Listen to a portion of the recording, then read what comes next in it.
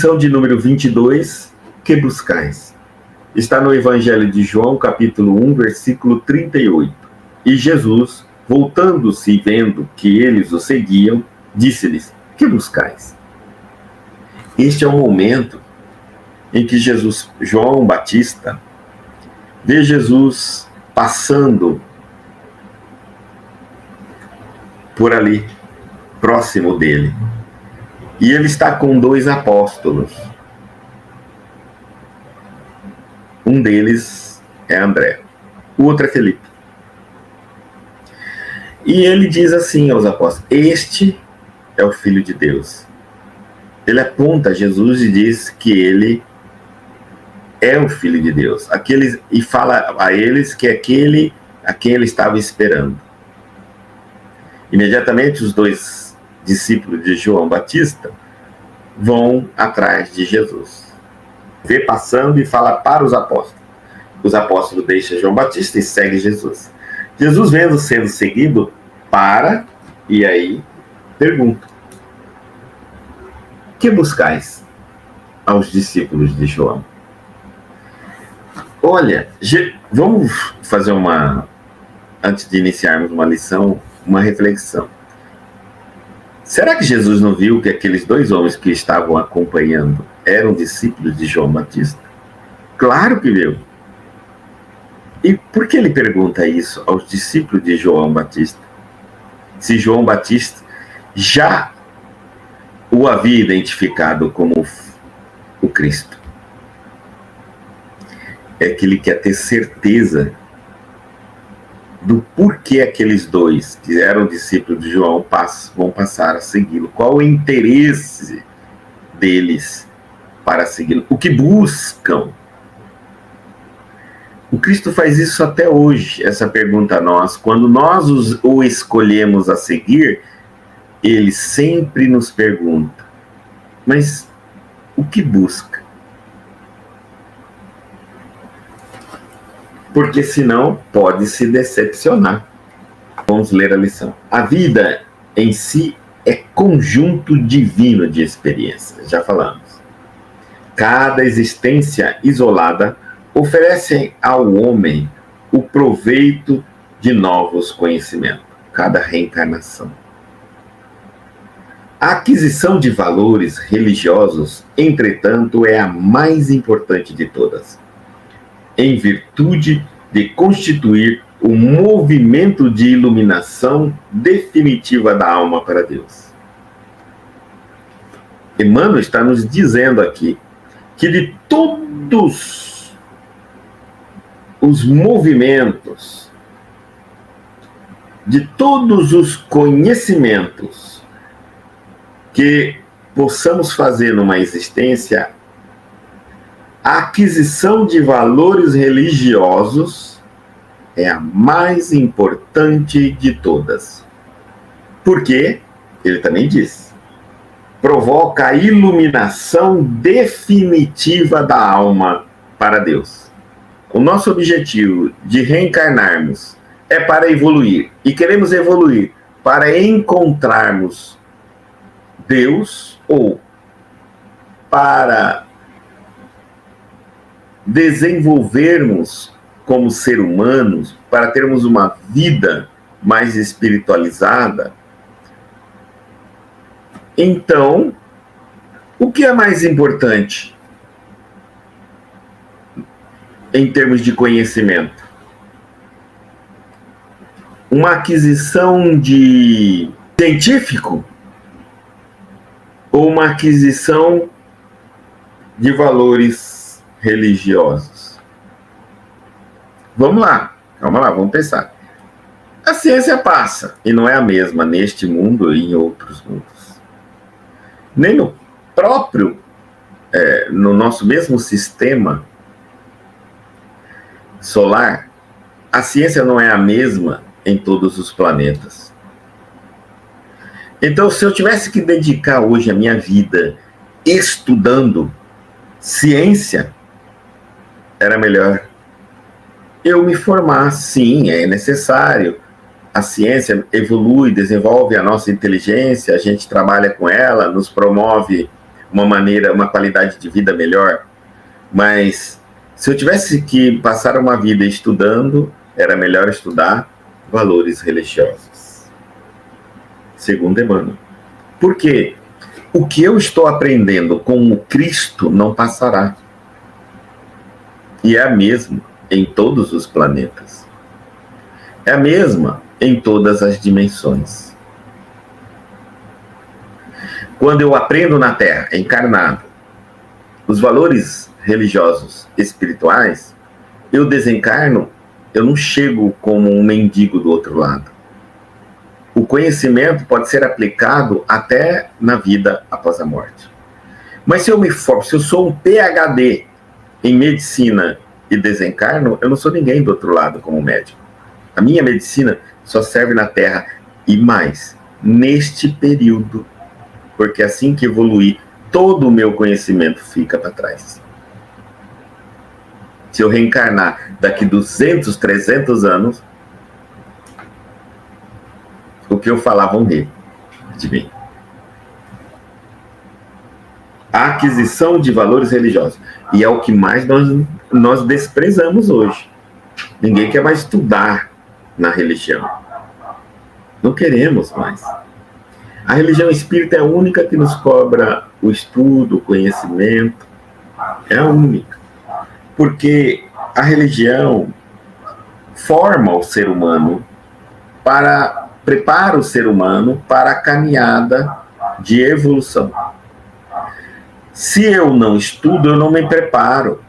Eu nunca vou conseguir caminhar. Eu não vou desenvolver, eu não vou evoluir. Ou vou, mas através de à custa de muito sofrimento.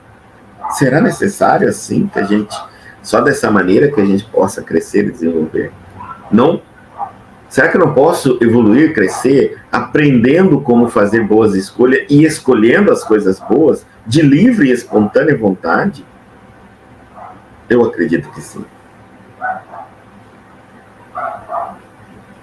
Os homens, contudo, estendem a esse departamento divino a sua viciação de sentimentos no jogo inferior dos interesses egoísticos. Então, a aquisição de valores religiosos, né? Mas os homens, contudo, estendem a esse departamento divino, espiritual, a sua viciação de sentimentos. Então, a gente, ao invés de irmos para adquirirmos valores religiosos, morais, éticos, espirituais, a gente estende a viciação de nossos sentimentos a essas escolas, leva para as escolas os nossos vícios. É natural que o vício que está conosco vai onde nós formos. Não é isso que eu estou falando. Estendê-lo é levar para dentro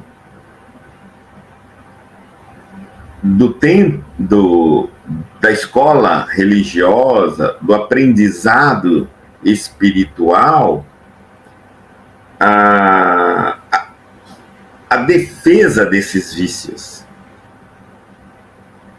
O que eu quero dizer aqui eu não estou deixando um vício, não estou lutando para deixar o vício de sentimentos. Eu estou me aprimorando em como defender esse vício de sentimentos. Eu estou tornando esse vício mais complexo.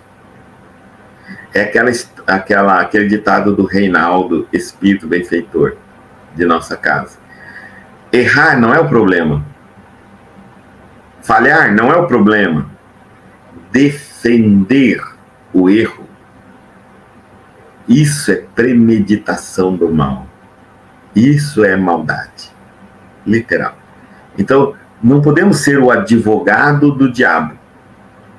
Então, nós, no departamento, não é na escola de valores religiosos, não é onde nós aprimoramos os conceitos para continuar errando. Os homens, contudo, estendem a esse departamento divino a sua viciação de sentimentos no jogo inferior dos interesses egoísticos.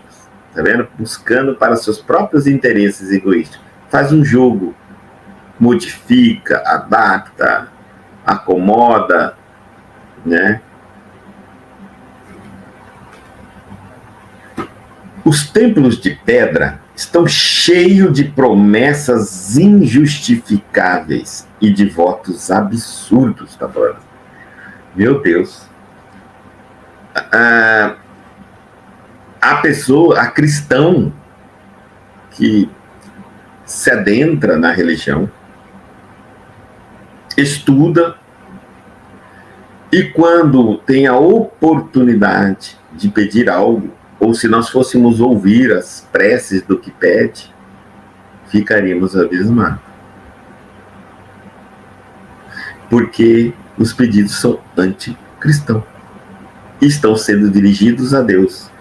Eu quero, muitas vezes, o que me propicia o vício, a droga, eu quero dinheiro, eu quero poder, eu quero conseguir enganar meu semelhante, eu quero conseguir vender algo que está estragado para o bobo que comprar, eu quero trapacear, enganar em nome de Deus. Eu quero apenas que Deus abone as minhas atitudes. Eu não quero agir conforme as leis de Deus. Eu quero um Deus poderoso para me conceder o poder de errar e sair ganhando com o meu erro. Então, são cheios de promessas injustificáveis e votos absurdos.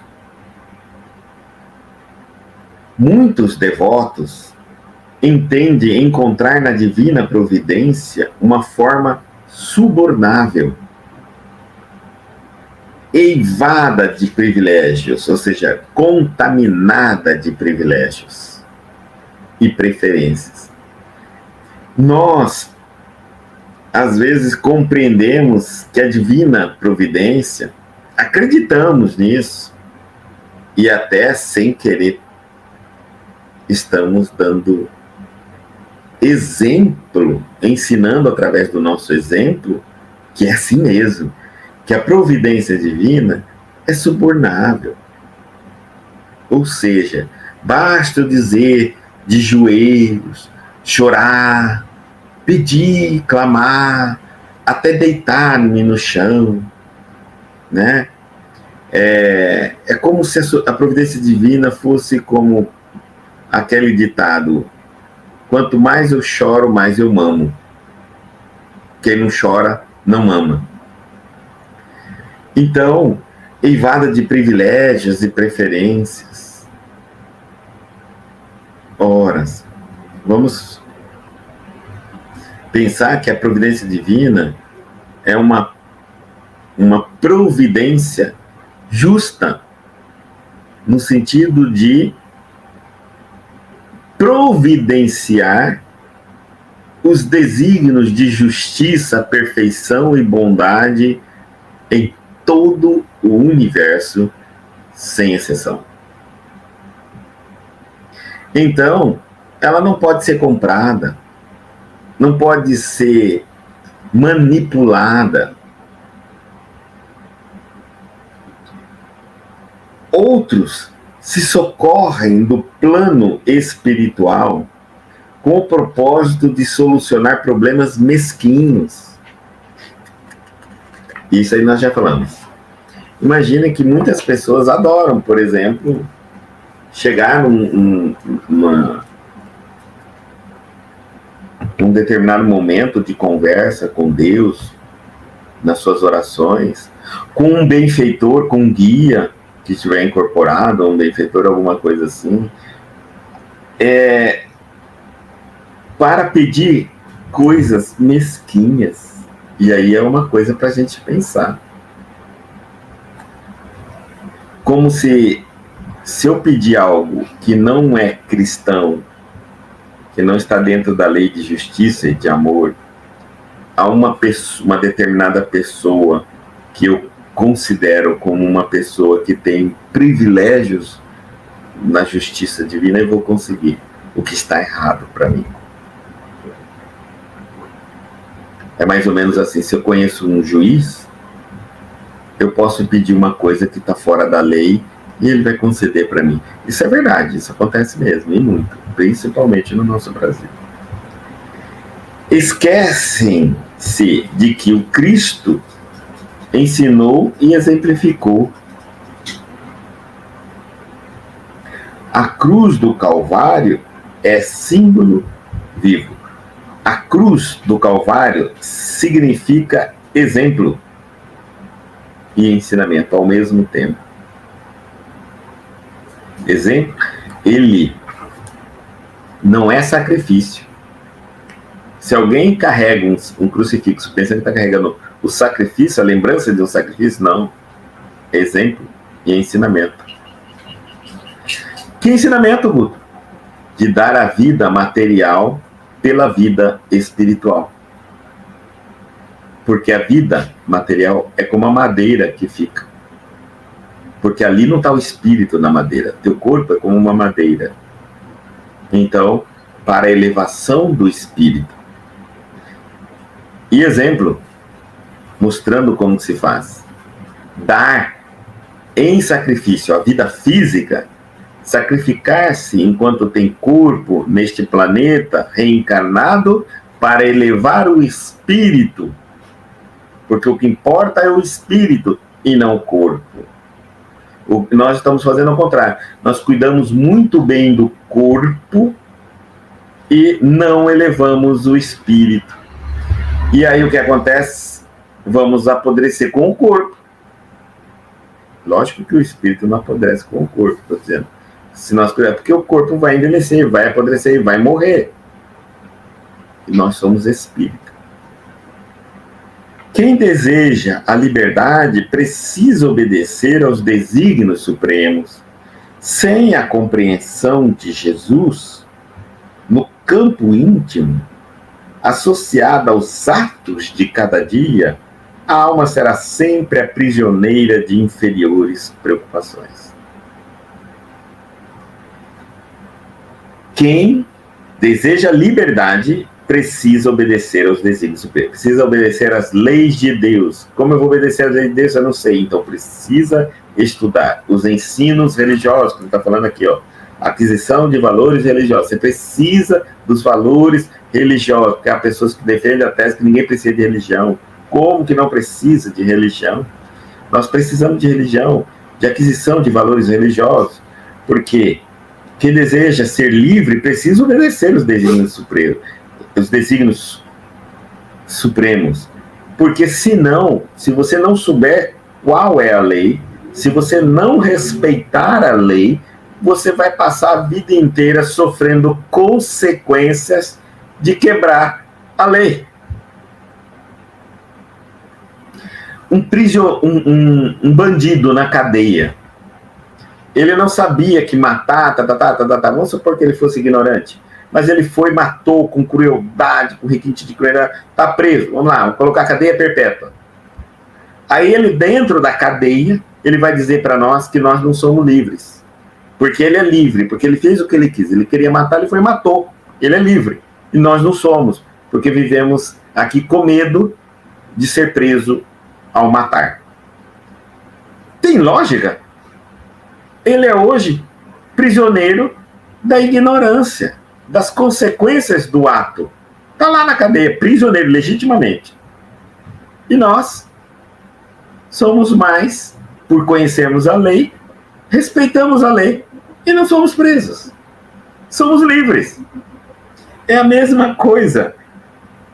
Quando a gente fala sem liberdade, se eu fizer o que eu penso que vem dar na minha telha, se eu não conhecer os desígnios de Deus, as leis de Deus, eu vou passar a vida inteira preso nas consequências das minhas ações contrárias às leis de Deus. Nunca vou ser livre. E, em consequência, os espíritos, bons espíritos, são livres, porque eles não ferem a lei de Deus. Tem um trânsito aberto a todos os planetas, a todas as dimensões, e contribuem para o bem de todo o universo. Sem a compreensão de Jesus no campo íntimo, então, para dentro de nós, na nossa vida íntima, que associemos os atos de cada dia, como falou na oração de abertura hoje, que a gente consiga entender esses ensinamentos e conseguir ligá-lo com as nossas atitudes. A alma será sempre prisioneira de inferiores preocupações, porque eu estarei sempre, se eu não colocar isso no meu dia a dia, eu vou cometer erros diários, vou colocar aqui pequenos, e eu estarei sempre perturbado pelas consequências dos pequenos erros na minha vida íntima. Então eu estarei sempre preocupado em solucionar consequências. Imagina, eu seria uma pessoa muito preocupada, porque estou errando na minha vida íntima. Olha bem, eu vou falar assim, que ninguém saiba qual é o meu erro. É uma coisa íntima, só minha, pessoal. Aqui dentro, ninguém sabe. Mas eu estou errando. Está vindo as consequências. E as consequências são doloridas, que me chamam a preocupar com elas. Então eu fico uma pessoa desequilibrada, desarmoniosa, irritada, porque eu estou tendo, como consequência das minhas ações íntimas desequilibrada, eu estou tendo problemas. Ninguém, continuando a lição, ninguém ouvide a verdade de que o Cristo se encontra no umbral de todos os templos religiosos do mundo. No umbral dos templos religiosos do mundo, perguntando com interesse aos que entram ali: que buscais? Quando adentramos em uma religião, quando buscamos uma religião, quando nos afinamos a uma religião, todos nós trazemos um interesse, um motivo interno, uma expectativa. E então começamos a seguir o Cristo, as orientações do Cristo. O Cristo está diante de cada religioso, de cada pessoa que se adentra a estudar a religião, como nós, como vocês, como tantos outros que começam a se empenhar em estudar o conhecimento religioso, a seguir o Cristo, a caminhar com Ele. Lembrem-se de que Ele está diante de cada um de nós, nos perguntando: que buscais? Qual o seu interesse nesta busca? Qual o teu interesse em ter escolhido este caminho? O caminho é a religião. Católico, evangélico, umbanda, espírita. Qual é o teu interesse em ter escolhido? São os caminhos, escola da vida. Por que você escolheu este caminho? Qual é o teu interesse? O que buscais? Depois, o que você espera conseguir com o Cristo? Resolver problemas materiais? Problemas mesquinhos? Egoístas? O Cristo está nos chamando para a implantação do reino de Deus na terra. Ele está... Esse é o chamado, o propósito dele. A implantação do reino de Deus na terra. Quer dizer, pessoas de bom coração, de bom ânimo, de boa vontade, de boas atitudes. Nós precisamos nos preparar para sermos essas pessoas e auxiliarmos a implantação do reino de Deus na terra.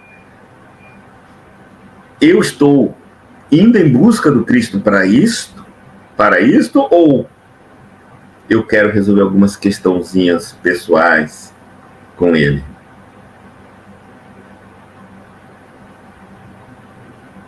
E me disseram que essa religião aqui, para isso que eu quero, é melhor. Para aquilo outro é melhor. Não, essa não é boa.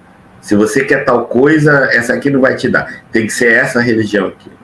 Ah, se você não quer parar de beber, então não vai nessa religião aqui, vai nessa outra, que aqui aceita, você pode beber todas e ir para o céu. Volta eu aqui dizer um ditado para nós encerrar. Nós não queremos evoluir e nos transformarmos para nos adaptarmos e merecermos o céu. Nós queremos que o céu nos aceite como somos.